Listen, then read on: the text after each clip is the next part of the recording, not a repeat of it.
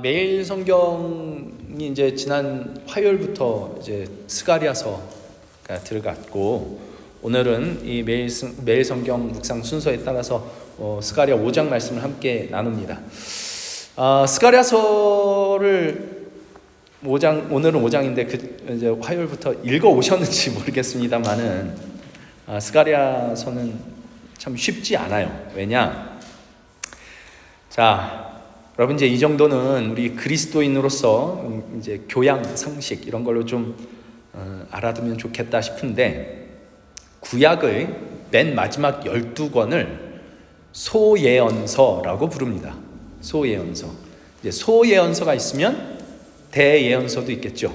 대예언서는 이사야, 예레미야, 에스겔, 다니엘 요 네 권을 이제 대예언서라고 부르고, 이제 금방 말씀드린 것처럼 구약의 마지막 12권을 소예언서라고 부릅니다. 12권 혹시 외우시나요?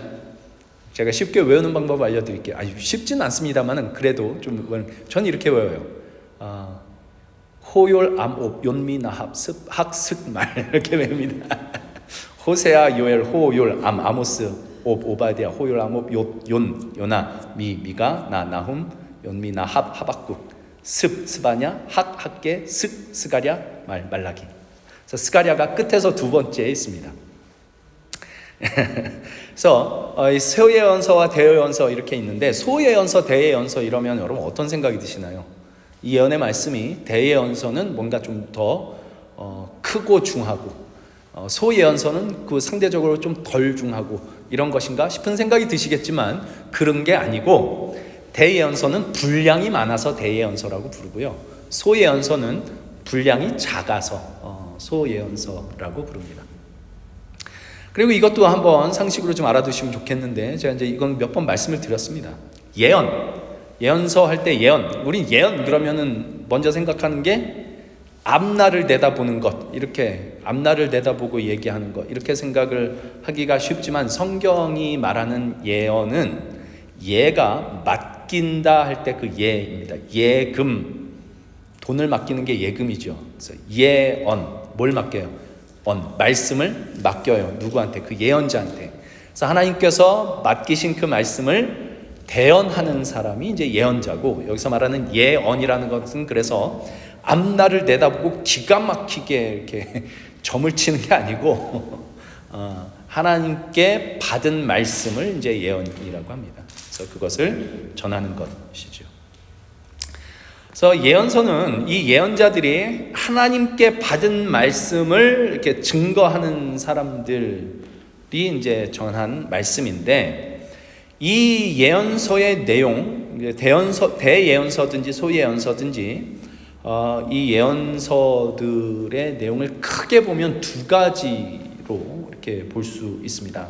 그 두 가지는 심판과 회복의 말씀이에요. 심판이란 하나님께 불순종한 것에 대한 하나님의 진노와 심판이 있을 것이다 라는 말씀이 이제 주어지는 것이고, 이것이 어떤 식으로 나타나냐 하면, 아수르나 바벨론이라고 하는 요 강대국, 주변 강대국들에 의해서 이제 괴롭힘을 당하고 망하고 하는 이런 심판의 내용이 나오고, 그래서 이 이스라엘이 이제 뭐 역사적으로 보면 아수르라고 하는 나라에 의해서 북쪽 이스라엘이 망하고요, 바벨론이라고 하는 나라에 의해서 남쪽 유다 왕국이 망하는데, 이 일들은 성경이 정확하게 명확하게 밝히는 겁니다. 나라의 국력이 약해서 망한 게 아니고 하나님의 심판이다. 너희들이 하나님께 불순종한 것에 대한 심판이다라고 이제 명확하게 이야기하는 겁니다. 이게 이제 하나의 중요한 메시지고, 그리고 또 하나의 메시지는 그럼에도 불구하고 하나님께서 당신의 백성들을 끝까지 놓지 않으시고 회복하신다라는 약속이 이제 이 예언서의 주된 메시지입니다. 그래서 심판과 회복의 메시지가 이 예언서의 주된 메시지인데, 그래서 예언서를 이렇게 쭉 읽어보면 사실 뭐 그렇게 어렵지는 않습니다. 메시지가 아주 명확하거든요. 너희가 불순종했다, 그래서 하나님께서 진노하시고 너희를 심판하신다. 이 내용이 이렇게 기록이 되어 있고, 또 그렇지만 하나님께서 여전히 너희를 붙들고 계시며 너희를 회복하실 것이다라는 약속의 말씀이 그들이 처한 이 상황 속에서 저들의 귀에 들려지도록 이제 쭉 기록된 것이 이제 예언서인 겁니다. 그런데 스가랴서는 좀 어려워요. 왜냐? 스가랴서는 예언서이면서 동시에 그 문학적 특징이 묵시문학적 특징을 갖고 있습니다. 묵시문학적 특징이라고 하는 것은 어떤 메시지를 전하기 위해서 상징, 비유, 환상 이런 것들을 사용한다는 게 이제 묵시문학이 가지는 특징입니다. 그래서 대예언서 중에서는 다니엘서가 이제 가장 대표적이고, 에스겔에도 이제 그런 좀 환상을 보는 그런 내용들이 조금 있고요. 소예언서에서는 이제 이 지금 우리가 보는 스가랴서의 이제 이 묵시문학적 특징이 굉장히 두드러지게 나타납니다. 신약에서는 우리 얼마 전까지 살펴봤던 요한계시록이 이제 묵시문학에 속하고요.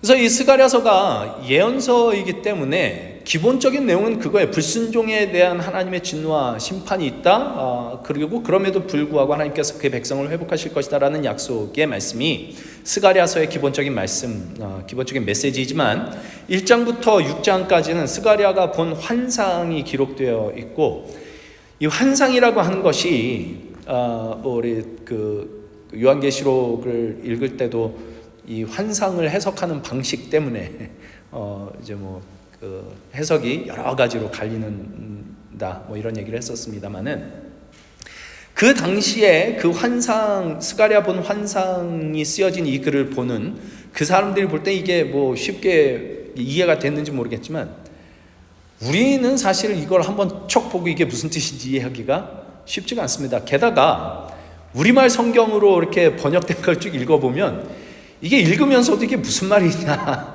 이러면서 읽기가 십상이지요. 그래서 오늘 그 본문 말씀 5장 1절부터 11절까지를 같이 읽었는데, 쭉 읽으시면서 그렇구나 이렇게 이해되셨습니까? 혹시 읽으시면서? 읽으면서도 이게 도대체 뭔 말이야? 이런 생각이 들었을 수 있습니다. 그래서 이게 조금 이제 설명이 좀 필요할 것 같고요. 그래서 오늘 말씀은 스가랴서가 이제 지금 5장까지 벌써 매일 성경 순서로는 왔지만, 이제 주일 말씀으로는 처음이기 때문에 스가랴서가 쓰여진 이 시기의 배경을 간단하게 말씀드리고, 또 오늘 본문으로 읽은 말씀의 내용이 이제 도대체 이게 무슨 내용이냐?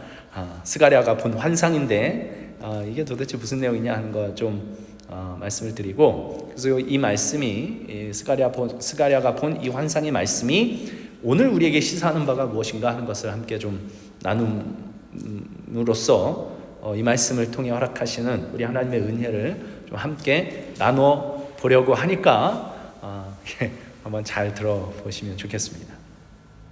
먼저 이 스가랴서가 쓰여진 배경, 역사적 배경이 어떠냐면, 이제 그 솔로몬 이후에 이스라엘이 남북으로 나뉘죠.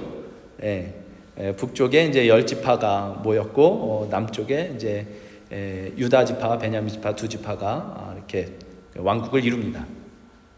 근데 이 북쪽 이스라엘이 먼저 주전 722년경에 아수르에 의해서 망하고요. 그리고 뒤이어서 주전 586년, 7년 요 경에 남왕조 유다가 바벨론에 의해서 무너집니다. 이때 이제 많은 유대인들이 이제 바벨론의 포로로 끌려갔다가 70년이 지난 후에 바벨론이 페르시아 제국에 의해서, 성경에는 우리말 성경에는 바사라고 나오는 이 제국에 의해서 무너지고 난 뒤에 이 페르시아의 고레스 왕의 명령으로 유대민족이 이제 고향으로 돌아오게 됩니다.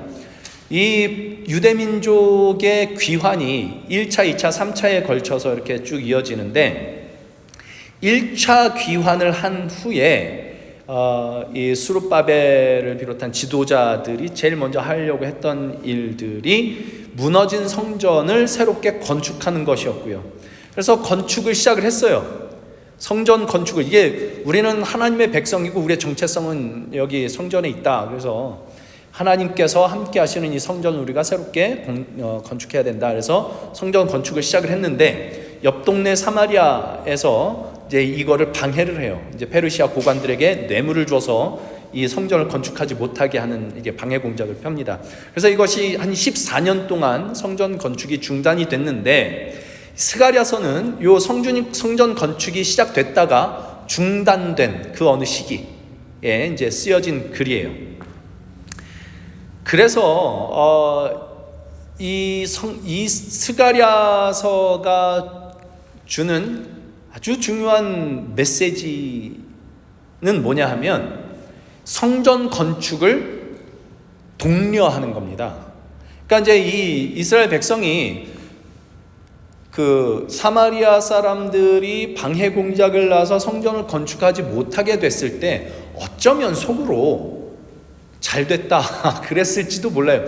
고국을 돌아와 봤더니 다 황폐화된 겁니다. 아마 우리 6.25 전쟁 끝난 직후가 그러지 않았을까 싶은 생각이 드는데 완전히 다 무너지고 폐허가 된 땅에 이제 먹고 사는 것이 먼저 일단 걱정이 되는 그때 성전을 건축하자 해서 시작을 했다가 사마리아 사람들이 방해를 해서 이게 못하게 됐단 말이에요. 그러니까 속으로 뭐 이제 겉으로 잘 됐다 그러지는 않았겠지만 속으로 아이고 그냥 이렇게 넘어진 김에 뭐 쉬어가자 이래가지고 아마 이렇게 좀 사람들이 이제 먹고 사는 일에 이렇게 좀 매진하고 성전 건축은 자꾸 미루고 이제 그래서 이게 아마 14년간 중단되었던 것 같은데 그때 이제 이 성전 건축 우리가 지금 힘든 시기에 있지만 학개 선지자와 스가랴 선지자가 말하자면 이 성전 건축을 우리가 힘든 이 상황이지만 성전 건축을 해야 된다라고 이제 독려하는 예언자들로 이제 이렇게 나타나게 됩니다. 그래서 이 스가랴서의 중요한 메시지 중에 하나는 이스라엘 백성이 성전을 건축하도록 독려하는 것인데 이제 1장 16절 같은데 이렇게 대표적인 말씀이 이렇게 나오죠. 그러므로 여호와가 이처럼 말하노라 내가 불쌍히 여김으로 예루살렘에 돌아왔은즉 이제 이스라엘 백성들이 유대인들이 예루살렘에 돌아왔습니다. 그런즉 내 집이 그 가운데 건축되리니 하나님의 성전이 이제 건축될 것입니다. 예루살렘 위에 먹줄이 쳐지리라 만군의 여호와의 말이니라. 이렇게 스가랴서는 예언서이기 때문에 불순종에 대한 하나님의 진노와 그의 백성을 위한 하나님의 회복의 말씀이 전체 내용이 이제 뭐 당연히 깔려 있고요. 그 속에서 하나의 중요한 메시지가 포로에서 귀환한 이스라엘 백성들이 다시 성전을 건축할 수 있도록 독려하는 것이 이제 아주 중요한 메시지였습니다. 자, 이제 이것을 염두에 두고 오늘 말씀을 한번 이렇게 좀 살펴보려고 하는데 오늘 말씀에는 스가랴가 환상으로 두 가지 내용을 봅니다. 하나는 날아가는 두루마리에 대한 환상이고요. 다른 하나는 에바속의 여임을 환상으로 봅니다. 이게 뭔 말일까 도대체 싶은데 이제 날아가는 두루마리의 환상을 먼저 좀 생각을 해보면 두루마리라고 하는 것은 성경에서 이제 하나님의 말씀을 표현하는 말로 이제 자주 등장을 하죠. 우리 요한계시록에서도 두루마리에 인을 뗄 자가 없었는데 누가 와서 뗐다? 어린 양이 와서 뗐다 하는 이런 얘기가 나오는데 이제 하나님의 말씀입니다. 하나님께서 어떤 계획을 갖고 계시고 어떤 일을 행하실 것인가 하는 일들이 이제 쓰여진 하나님의 말씀이 이제 이 두루마리인데 이 두루마리가 날아가는 것을 이제 환상으로 봐요. 그래서 천사가 스가랴에게 물어봐요. 네가 지금 무엇을 보느냐? 날아가는 두루마리를 봅니다. 그리고 하는 얘기가 길이가 20규빗, 너비가 10규빗입니다. 이렇게 얘기를 하죠.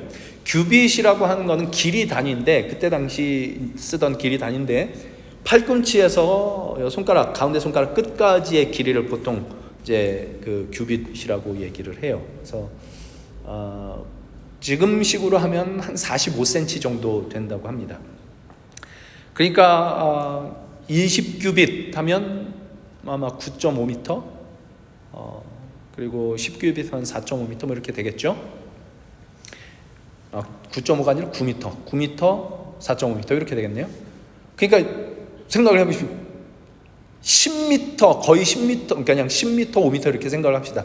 10m, 5m 되는 두루마리가 날아가요. 굉장히 크죠. 그러니까 하나님의 말씀이 굉장히 크게 이렇게 날아가는 것을 보는 겁니다. 근데 왜 이 두루마리의 길이가 20규빗, 너비가 10규빗이냐 하는가 하면 아마 이런 의미가 있을 겁니다. 솔로몬의 성전을 보면 성소와 지성소가 이렇게 나눠져 있죠. 지성소는 지극히 거룩한 곳이라는 뜻이에요. 그리고 거기에 뭐가 있냐면 언약궤가 있습니다. 하나님의 말씀 돌판이 담겨져 있는 언약궤. 언약궤는 이제 말하자면 어떤 상자 같은 건데 거기에 하나님의 말씀 돌판이 담겨져 있고 그 위를 덮고 있는 뚜껑이 있어요. 기억하시는지 모르겠습니다. 이게 제가 몇 번 말씀을 나누면서 한번 말씀드린 적은 있어요. 그러니까 히브리어로는 이거를 카포레트라고 하고 헬라어로는 이제 힐라스테리온이라고 번역이 됩니다. 나중에 이제 로마서를 가면 이게 이제 화목제물로 이제 이렇게 나타나게 되죠. 예수님이 화목제물로 되셨다라고 할 때 이게 이제 힐라스테리온으로 나옵니다. 아무튼 이 뚜껑이 있는데 이 뚜껑 위에 천사 둘이 있어요. 이제 우리말 성경에서는 그룹이라고 번역이 되어 있는데 이 그룹은 우리 단체 그룹 이런 그룹이 아니고 영어로는 세라핌이라고 나와요. 우리 말로는 세루빔이라고 하는 이 천사의 형상을 이렇게 만들어 놓습니다.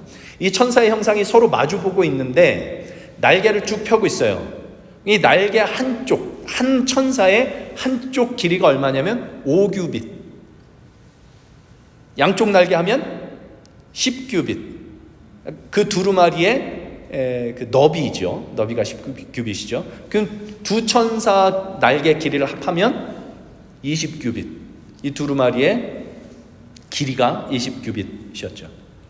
그래서 이게 역대하 3장 11절에 이렇게 나와요. 두 그룹의 날개의 길이가 두 세루빔 천사의 날개 길이가 모두 20규빗이라 왼쪽 그룹의 한 날개는 5규빗이니 성전 벽에 닿았고 그 다른 날개도 5규빗이니 오른쪽 그룹의 날개에 닿았다. 그래서 이렇게 마주보고 날개를 쭉 펴고 이제 날개가 서로 닿는 거예요. 근데 이 길이가 합하면 20규빗 이렇게 되는 거죠. 그러니까 지금 이 두루마리가 20규빗, 10규빗 이 얘기는 그냥 나온 얘기가 아니라 하나님의 언약궤를 모신 이 성전이 새롭게 세워진다라는 것을 이제 말하자면 상징하기 위해서 이 두루마리의 크기가 이 말씀으로 인해 두루마리의 말씀으로 인해서 이 성전이 새롭게 세워질 것이다 라는 것을 상징하기 위해서 이 두루마리의 크기가 20규빗, 10규빗, 길이 20규빗, 너비 10규빗 이렇게 나타나고 있는 것입니다. 그러니까 여기도 이제 스가랴서가 가지는 성전 재건에 대한 관심이 이제 여기도 나타나고 있는 거죠. 근데 이 두루마리가 뭐냐라는 걸 이제 천사가 알려주는데 본문 3절 4절에 보면 그가 내게 이르되 이는 온 땅 위에 내리는 저주라 그럽니다. 뭐가요? 그 두루마리가 온 땅에 내리는 저주인데 도둑질하는 자는 그 이쪽 글대로 끊어지고 맹세하는 자는 그 저쪽 글대로 끊어지리라. 이게 도대체 뭔 말인가 싶죠. 제가 영어를 보니까 너무 쉽게 나왔더라고요. 그러니까 이쪽 글대로 끊어졌다라고 얘기를 하는 거는 이쪽에 쓰여져 있는 대로 이 도둑질하는 자들이 땅에서 끊어져 버렸다 이거예요. 맹세하는 자, 여기 맹세하는 자는 그 뒤에 나오겠지만 하나님의 이름을 여호와의 이름을 망령되이 사용하여 맹세하는 자입니다. 이 맹세하는 자는 그 저쪽 글대로 저쪽에 쓰여진 대로 두루마리 저쪽에 쓰여진 대로 이 사람들도 이 땅에서 끊어져 버렸다 이런 얘기예요. 만군의 여호와께서 이르시되 내가 이것을 보냈나니 도둑의 집에도 들어가며 내 이름을 가리켜 망령되이 맹세하는 자의 집에도 들어가서 그의 집에 머무르며 그 집을 나무와 돌과 아울러 사르리라 이렇게 말씀을 합니다. 그러니까 이 두루마리가 온 땅에 내리는 저주랍니다. 대표적으로 도둑질하는 자와 맹세하는 자, 하나님의 이름을 가리켜 망령되이 맹세하는 자에게 임하는 저주인데 그 저주의 내용이 뭐냐? 그들이 이 글에 기록된 대로 이 땅에서 끊어져 버리는 것, 그리고 불사름을 당하는 것, 사라져 버리는 것 이렇게 되는 거죠. 도둑질이라고 하는 건 물론 이제 남의 어떤 물건을 훔치고 돈을 훔치고 하는 거 이거 도둑질입니다만 본질적으로는 이런 겁니다. 남의 것을 내가 빼앗아야만, 남을 딛고 내가 올라서야만 살아남을 수 있다는 경쟁의 그 토대 위에서 살아가는 것, 이것이 말하자면 도둑질입니다. 그러니까 모든 어떤 경쟁은 어떤 의미에서 다 도둑질을 하고 있는 거예요. 누군가의 것을 내가 뺏어야 되고 누군가를 딛고 올라서야 한다는 그 경쟁의 토대, 이것이 도둑질. 이것은 사람과의 관계에 관한 문제이지요. 그리고 거짓 맹세한다, 그러니까 맹세한다, 하나님의 이름을 망령되이 사용하여 맹세한다라고 하는 것은 하나님과의 관계에 대한 문제인 거죠. 실상은 자기가 원하고 자기가 욕망하는 것을 얻어내려고 하는 마음이 큰데 거기에 하나님의 이름을 딱 갖다 붙여 넣는 겁니다. 하나님의 이름을 이용해 먹는 거죠. 하나님의 이름을 팔아먹는 것. 그러니까 이게 하나님과의 관계에 있는 모든 문제. 그러니까 세상의 모든 죄는 사실은 하나님과의 관계와 그리고 그것으로부터 파생해서 모든 인간과의 관계의 죄가 여기에 다 포함이 되어 있는 거죠. 그러니까 하나님과의 관계, 사람과의 관계. 그러니까 모든 죄, 사실상 말하자면 모든 죄악들이 이 땅에서 끊어질 것이고 불사름을 당할 것이다라는 이 저주의 말씀이 이제 이 두루마리, 이 날아가는 두루마리 환상에서 이렇게 보여지고 있는 겁니다. 그리고 이제 에바 속의 여인 환상을 한번 보는데 5절부터 나오는 이야기죠. 천사가 스가랴에게 이렇게 얘기를 해요. 와서 이게 뭔지 봐라. 그리고 스가랴가 보고는 물어봐요. 다시 이게 뭡니까? 그랬더니 천사가 대답하기를 이건 에바다, 이렇게 얘기를 합니다. 에바가 뭔가요? 에바는 이제 뭐 우리 구약에서 그 곡식의 양을 얘기를 할 때, 뭐 예를 들어서 구약의 제사제도 중에 소제는 그 곡물을 갖다가 이제 하나님 앞에 바치는 건데, 그때 뭐 밀가루 뭐 10분의 1 에바를 넣고 뭐 이렇게 얘기가 나와요. 그러니까 에바가 말하자면 이제 곡물의 양을 측정하는 측정 단위입니다. 그렇기도 하고 동시에 그 이제 우리도 왜 우리나라에 보면 그 뭐 되박이라고 그러나요? 이렇게 한 돼 이렇게 뜨면 이게 한 돼 이렇게 되는 거잖아요.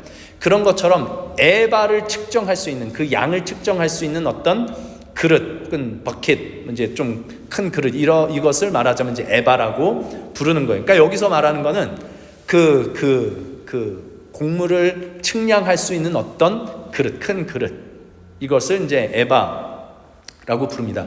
어떤 번역본은 이거를 뒤주라고 번역을 해놨어요. 혹시 뒤주가 뭔지 아시나요? 네? 그렇죠, 쌀통. 쌀통. 그래서 왜 그 영화 지금 갑자기 생각이 안 나는데 그 영조왕 아들 사도세자, 사도세자가 뒤주에 갇혀가지고 이렇게 죽어가잖아요. 그러니까 그 뒤주, 뭐 이렇게 뒤주라고도 번역이 돼 있어요. 아무튼 그런 버킷이나 뭐 이렇게 그런 그릇인데, 그 에바 안에 한 여인이 있다, 이렇게 얘기를 하고 있는 겁니다. 근데 7절에 이렇게 보니까, 그러니까 이 에바 가운데에는 한 여인이 앉았느니라 하니 그때에 둥근 납 한 조각이 들리더라, 이렇게. 이건 또 도대체 무슨 말일까 싶은 생각이 들 겁니다. 그래서 제가 이게 뭔 내용인가 한번 찾아봤더니 원어로는 이게 좀 앞뒤가 좀 바뀐 거래요. 원래는 둥근 납 한 조각이 들리니까 거기에 한 여인이 앉아 있는 것이 보였다, 이런 뜻이라고 그래요. 그러니까 이제 둥근 납 한 조각은 뭐냐면 그 에바라고 하는 그 그릇을 덮고 있는 뚜껑 같은 건데, 이게 이제 들린 게 보인 거예요. 여기에 딱 들리니까 그 안에 한 여인이 있더라 말이죠. 그런데 이 여인이 누구냐라고 얘기를 할 때 8절에 보면 그가 이르되, 이 천사가 얘기하는 겁니다. 이는 악이라, 이렇게 얘기를 해요. 악. 그러니까 이 에바 안에 여인이 앉아 있는데 이 여인은 악입니다. 악이 앉아있는데 뚜껑이 열려요. 이 큰일 나지 않겠습니까? 그래서 뭘 하느냐?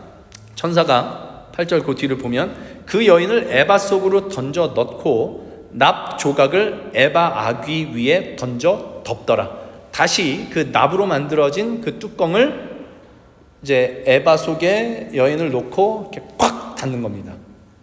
아주 이렇게 꼼꼼하게 닫는 거죠. 그러니까 우리 요한계시록 보면 20장 3절 같은 데 보면 이렇게 주께서 사탄을 무적갱에다 넣고 그 위에 인봉을 해서 1000년 동안 나오지 못하게 했다. 뭐 이런 표현이 나오는데 이런 식인 거죠. 그러니까 에바 속에 집어넣고 여인을, 이 악을 에바 속에 넣고 이렇게 인봉을 하는 겁니다. 꽉 눌러서. 그리고는 학의 날개를 가진 두 여인이 등장을 해요.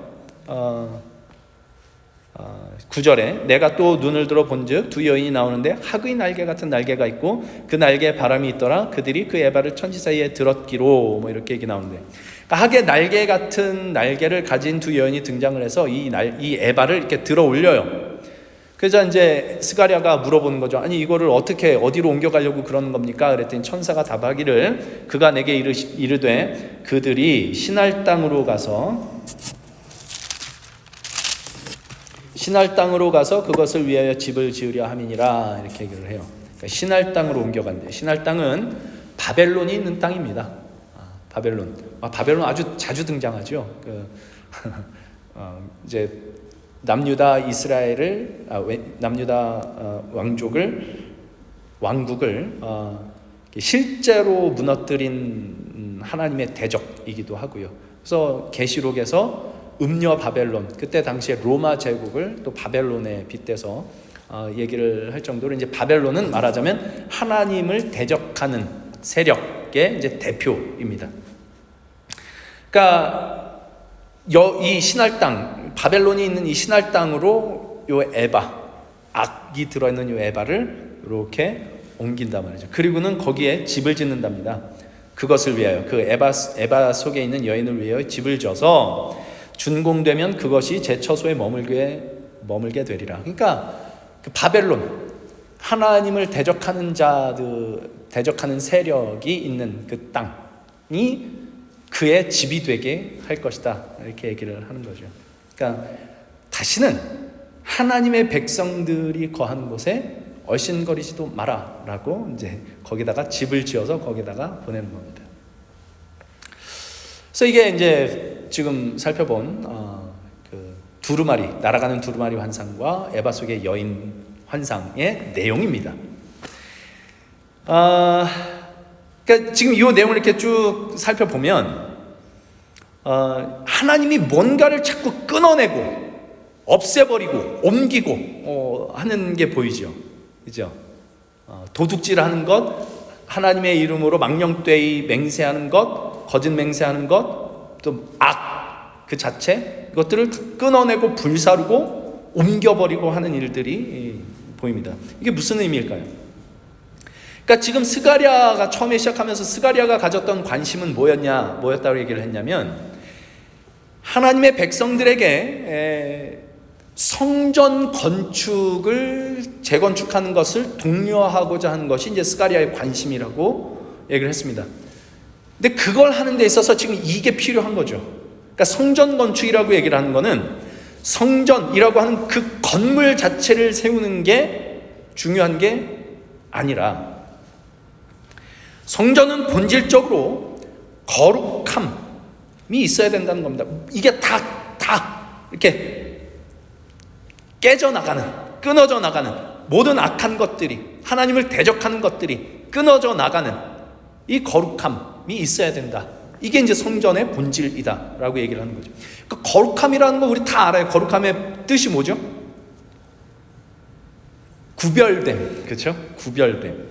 그러니까 구별됨이라고 하는 건데, 그것은 이렇게 분리한다는 게 아니라 구별된다. 다른 것입니다. 다른 것. 그러니까 예전에 저희 쇼생크 탈출이라는 영화를 한번 같이 본 적이 있는데 혹시 기억하시는지 모르겠어요. 쇼생크는 감옥이죠. 근데 그 감옥에 그 무고, 그러니까 이제 실제로는 죄를 짓지 않았는데 이제 그 말하자면 이제 잘못 그 판정을 받아서 이렇게 들어온 주인공의 이름이 앤디입니다. 그 앤디를 보고 레드라고 하는 사람은 이제 나레이션 하는 게 이렇게 쭉 나오죠. 그 앤디를 보고 레드가 뭐라고 얘기를 하냐면, 그는 다른 죄수들과 다르게 걷고 다르게 이야기했다, 다르게 말을 했다, 이렇게 얘기를 해요. 이게 말하자면 거룩함입니다. 그러니까 우리는 죄인들의 세상에 살고 있으면 모두가 다 죄인이에요. 모두가. 이 죄인들의 세상은 도둑질이 판을 치고요, 하나님의 이름을 망령되이 사용하는 일들이 넘쳐납니다. 늘 남들과 비교를 하고 경쟁을 하고 자신의 이익을 위해 하나님의 이름을 팔아먹습니다. 이익이라고 하는 것이 꼭 물질적인 것만이 아니라 뭐 남들에게 좋은 평판을 얻기 위해, 혹은 자기의 옳음을 증명하기 위해 하나님의 이름을 이용하기도 하는 일들이 일어나죠. 이게 모두 갖고 있는 그 중심에 있는 문제가 뭐냐면 자기 중심성입니다. 이기심이라고도 얘기를 할 수 있는데, 우리 모두가 본능적으로 갖고 있는 겁니다. 내가 가장 중요합니다. 내가 잘 되는 게 중요하고, 남 돕는 것도 내가 먼저 잘 돼야 도울 수 있지, 이렇게 되고요. 내가 이기는 게 중요하고, 내가가 가장 중요합니다. 거룩함이라고 하는 것은 여기서 방향을 틀어요.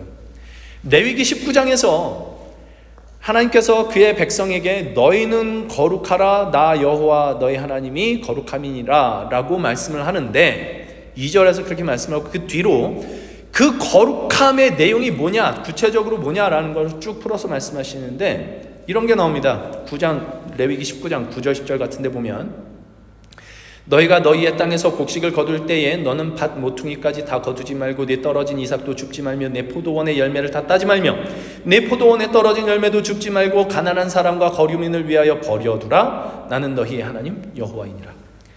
그러니까 누군가를 위한 몫을 남겨두는 것을 해라. 그게 거룩함이다. 이렇게 얘기를 합니다.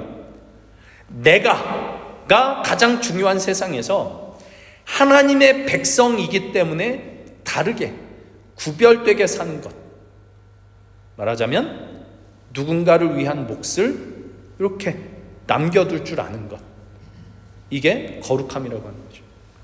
19장 13절 같은 데 보면, 너는 네 이웃을 억압하지 말며 착취하지 말며 품꾼의 삭슬 아침까지 밤새도록 두지 말라 그래요. 이거 딱 보면 무슨 생각 듭니까? 악덕 사장, 갑질하는 사장이 생각나죠. 제가 대학생 때 아르바이트를 했는데, 사장님이 이제 전 일을 그만뒀는데, 몇 달 하고 그만뒀는데 돈을 안 주는 겁니다. 그게 96년도였는데 그때 한 50만 원 정도 이렇게 안 줘가지고 제가 몇 번 찾아가서 사정하고 막 그랬어요. 그때 20살짜리한테 50만 원 정말 큰 돈이죠. 그거 받는데 몇 개월 걸렸던 것 같아요. 힘들었습니다. 너무 힘들었습니다. 이 세상에서는 가진 사람들의 말하자면 억압, 횡포 이런 것들이 거의 기본값으로 깔려져 있는데, 그런 세상과는 구별된 삶을 살아라. 이게 이제 거룩함이라고 얘기를 하는 거죠. 그러니까 말하자면 거룩함이라고 하는 것은 예배 꼬박꼬박 잘 드리고 말씀 열심히 보고 기도 열심히 하는 것, 필요한 일이지만 그 자체가 거룩한 게 아닙니다. 그러니까 우리는 예배 꼬박꼬박 잘 드리면서도 얼마든지 여전히 자기 중심적으로 살아갈 수가 있죠. 여전히 자기 중심적으로 살면서 예배 꼬박꼬박 드리는 그 예배는 거룩한 것이 아닙니다. 거룩함이란 내 삶의 현장에서, 내가 살아가고 있는 내 삶의 현장에서 온통 나를 향해 있는 내 삶의 방향이 하나님께로, 그리고 내 이웃에게로 방향을 전환하는 것이 거룩함입니다. 이것은 단지 하나님을 위해 내 걸 희생하고 누군가를 위해 내 걸 희생하고 이런 얘기가 아닙니다. 우리는 희생하면서 살 수는 없습니다. 이행수녀님이 쓴 시, 희망을 짓는 두레박, 기억하시는지 모르겠습니다. 이렇게 썼어요. 하늘은 희망이 가득 고인 푸른 호수. 나는 날마다 희망을 깃고 싶어 땅에서 긴 두레박을 하늘에 댄다. 내가 물을 많이 퍼가도 늘 말이 없는 하늘. 희망이 가득 채워져 있대요. 그래서 거기서 계속 퍼요, 희망을. 그래도 하늘이 아무 말도 안 해요. 왜? 무한정이 있거든요. 가득 채워져 있거든요. 언제나 채워져 있거든요. 이런 거죠. 이렇게 돼 있으면 우리는 줄 수 있습니다. 뭐든지 다 줄 수 있습니다. 그러니까 하늘에는 희망이 가득 고여 있어도 아무리 퍼가도 괜찮은 것처럼 우리의 마음이 하늘에 잇대어 있어서 우리 안에도 희망으로 가득 차 있다면 누군가 나에게서 희망을 퍼가도 괜찮을 겁니다. 없는 것을 주려고 하면 이건 못해요. 할 수가 없습니다. 그러나 늘 채워져 있으면 괜찮습니다. 우리가 하나님께 잇대어 있고 하나님의 은혜에 잇대어 있고 예수 그리스도의 은혜에 잇대어 있는 만큼 우리는 우리의 방향이 온통 나를 향해 있는 삶의 방향이 하나님을 향해 그리고 이웃과 형제 자매를 향해 방향 전환을 할 수 있을 겁니다. 우리 속이 하나님의 영으로 채워지기만 한다면 사랑을 나누고 소망을 나누고 누군가를 위해 내 몫의 한 귀퉁이를 남겨줄 수 있는 일들을 할 수 있게 될 겁니다. 그래서 하나님이 오늘 이 스가랴의 환상을 통해서 자기 중심성, 도둑질하고 하나님의 이름마저도 자기의 유익을 위해 망령되이 사용하는 그 자기 중심성을 끊어버리고 불살라버리고 악의 근원을 신할 땅으로 바벨론으로 옮겨버리신다라고 얘기를 하는 거죠. 그러니까 우리 안에 있는 그 본능적인 자기 중심성과 악에게 끌리는 죄성을 비워내도록 하시는 겁니다. 그래야만 우리 안에 있는 것들, 그 악한 것들, 자기중심성이 비워져야만 하나님의 영이 온전히 우리를 채울 수 있으며 다른 죄인들과 다르게 걷고 모두가 죄인들이 사는 이 세상 속에서 다른 죄인들과 다르게 걷고 다르게 말하고 다르게 사는 하나님께서 우리에게 원하시고 요구하시는 그런 삶, 그것이 우리에게 가장 귀한 복이 되는 그 거룩함. 사실 생각해보면 우리가 늘 괴로운 게 그거지 않습니까? 하나님의 뜻대로 사는 게 가장 복되다는 것 아는데 그렇게 살지 못해서 괴롭지 않습니까? 그러니 뒤집어 얘기하면 하나님의 뜻대로 살아갈 수만 있다면 세상에 그거보다 더 복된 일은 없습니다. 거룩함이란 하나님께서 우리에게 명령하고 요구하시는 것이긴 하지만 그게 우리의 어떤 짐이 아니라 우리가 그렇게 살아갈 수 있을 때 야, 이것이야말로 정말 참된 생명을 살아가는 것이로구나, 정말 복된 삶을 살 수 있구나를 알게 하는 그 내용이 바로 거룩함인 거죠. 이것이 말하자면 새롭게 세워지는 성전이라 할 수 있을 겁니다. 그냥 건물 뚝딱뚝딱 지어라, 무너진 건물을 다시 세워라가 아니라 무너진 거룩함, 우리의 거룩함이 우리 안에서 새롭게 되는 것, 우리 하나님 아버지의 영으로 인하여 우리 안에 거룩함이 새로워지는, 이것이야말로 새롭게 세워지는 성전이라 할 수 있을 거고요. 그래서 이 성전은 고린도후서 3장 16절 유명하게 이렇게 얘기를 합니다. 너희가 하나님의 성전인 것과, 그렇죠? 건물이 아니라 너희가 성전, 거룩한 하나님의 백성 너희가 성전이다라고 얘기를 하죠. 너희가 하나님의 성전인 것과 하나님의 성령이 너희 안에 계신 것을 알지 못하느냐? 누구든지 하나님의 성전을 더럽히면 하나님이 그 사람을 멸하시리라. 하나님의 성전은 거룩하니 너희도 그러하니라. 이 말씀을 보통 이렇게 많이 쓰긴 합니다. 술 마시지 말고 담배 피지 마라. 우리가 하나님의 성전인데 거기에 더러운 담배 연기 이런 거를 넣을 수 있느냐, 이렇게 얘기를 합니다. 그거 우리가 정말 하나님 앞에서 정결하게 살기 위해서 내가 정말 즐기는 이것, 끊어내는 것 필요하고 아주 좋은 일입니다. 그러나 예수께서 말씀하신 이것을 기억해야 됩니다. 입으로 들어가는 것이 너희를, 사람을 더럽게 하는 것이 아니라 입으로부터 나오는 것이 사람을 더럽게 한다라고 말씀하시죠. 우리 입 밖으로 나오는 우리의 말, 우리의 생각들, 우리의 사상들, 우리의 행동들, 이런 것들이 정화돼야지 사실은 술 먹고 담배 피는 건 큰 문제는 아닙니다. 술 먹고 담배 피고 사람을 사랑하는 게 훨씬 낫지.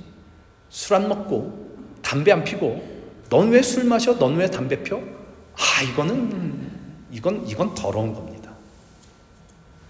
거룩함이 뭔지 아시겠죠? 나 중심에서 방향을 바꾸는 겁니다. 하나님께로, 사람에게로, 내 옆에 있는 형제 자매에게로, 내 아들, 딸, 내 남편, 내 아내에게로 방향을 바꾸는 것. 이게 거룩함입니다. 이것이 신앙생활이며 성전을 바르게 건축하는 것이다 라고 오늘 스가랴서가 우리에게 말씀하고 있습니다. 끊어내야 할 것 끊어내고 비워야 할 것 비우고 그 안에 채워야 할 것 우리 하나님의 영으로, 하나님의 은혜로 채워 하나님께서 허락하시는 복된 삶을 우리가 살아갈 수 있는 우리의 복된 삶이 될 수 있기를 우리 주님의 이름으로 간절히 소망합니다. 함께 기도하겠습니다.